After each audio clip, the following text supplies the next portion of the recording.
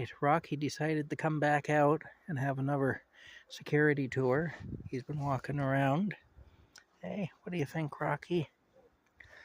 I have to check the fries here.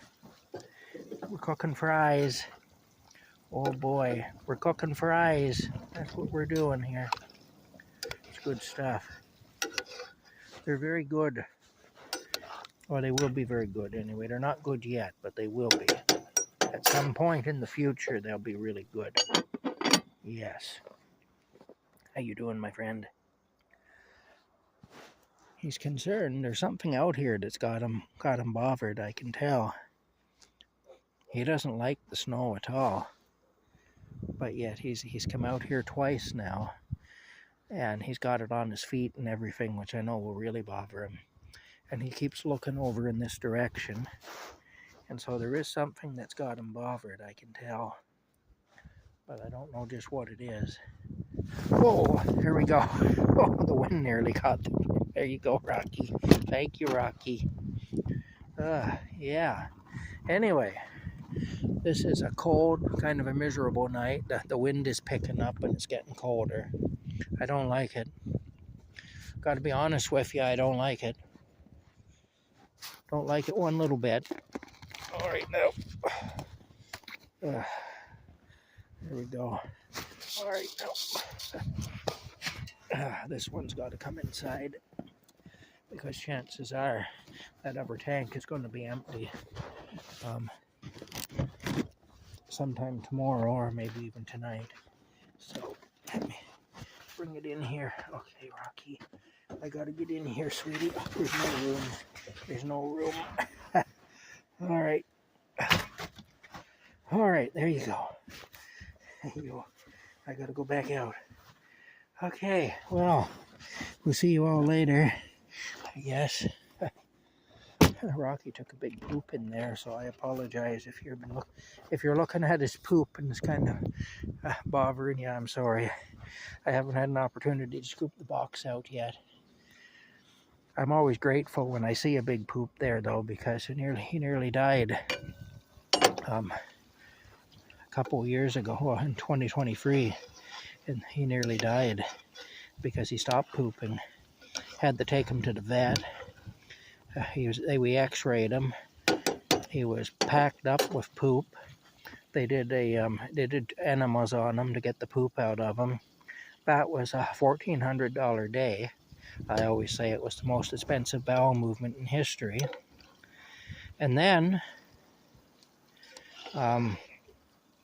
he didn't poop anymore. Brought him home, and it was like a week and a half, or the better part of 2 weeks, and still no poop.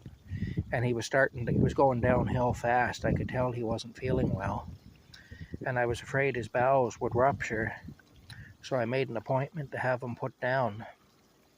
And I dug his grave here that day. And I was supposed to take him in at 3 o'clock in the afternoon to be put down. And it was awful. And then at lunchtime, I was sitting outside here. He was inside. He hadn't come outside in a long time because he was just sick, you know. But at lunchtime, he came out, and he was acting like his old self. And I couldn't figure out what was going on with him. But he was acting like his old self anyway. And he seemed really good. And I went inside, and there was a great big crap in the litter box. So, of course, I called the vet, and I took the death warrant off him. And I took a picture of the poop. And there it is on the fridge there. There's a picture. There's his poop on the fridge. That was his life-saving poop. Oh, my God. When I think how close I came to losing him, you know. And yeah, it was horrible. A lot of people were praying for him. And I attribute it to that. I think that it was the prayers that people were praying for him that saved his life. Anyway, bottom line, I don't mind seeing a big poop in the litter box because then I know he's good. You know, that's all. Look, he wants to come out again. There you go. Oh my goodness, Rocky. Hey, he wants to come out again. I don't want the door blown closed on him. Oh my gosh. Okay, oh, there we go. All right, here we go now. Everything's difficult. There he goes. He's gonna go around there. Okay, I'll have this open, I guess. I'm kind of letting all my heat out, but still, he wants to come out, so we'll let him come out. I use these chocolate bar things here to start my fires when I use the twig stove. I'm going to go back to using the twig stove soon because I've gathered a bunch of kindling. So I have fuel for it now. But for making French fries like this, it's far better to use the Coleman stove because you get consistent heat. With the twig stove, it's up and down, you know. It's just much better to use the Coleman stove. All right, he's back inside. So yeah, anyway, that's the story there for anybody who wasn't here at Camp Crazy when all that went down. Yeah. Anyway, I've been doing surveys. I started yesterday. I've already made $10. $5. Well, actually, I made a little more than that, but I mean, I've made $10 that I can claim because I've made over $5 on 2 different sites. So that means I can claim $10 total just in the last couple of days. It's been frustrating at times, the way they operate. You know, it's not always above board, those sites. So anyway, it's been a little frustrating.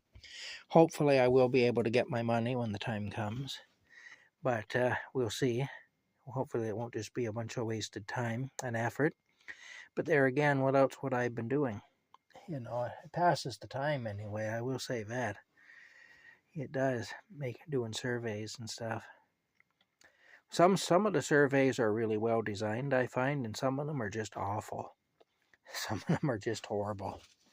Anyway, there was one where I had to agree to a confidentiality, and so I can't really talk about it, but it was a very poorly designed survey anyway, and I ended up giving up on it. About 3/4 of the way through, I gave up on it, you know, because it was just awful. But like I say, I made a confidentiality promise, so I can't say anything. Rocky wants to follow me out again, but I don't want my heat going out. Okay, we'll have another look here and see. I always find the first batch of French fries doesn't do very well. The second batch will do better. Let me see here now. The first batch is always kind of horrible. Anyway, that's it. We'll talk to you later.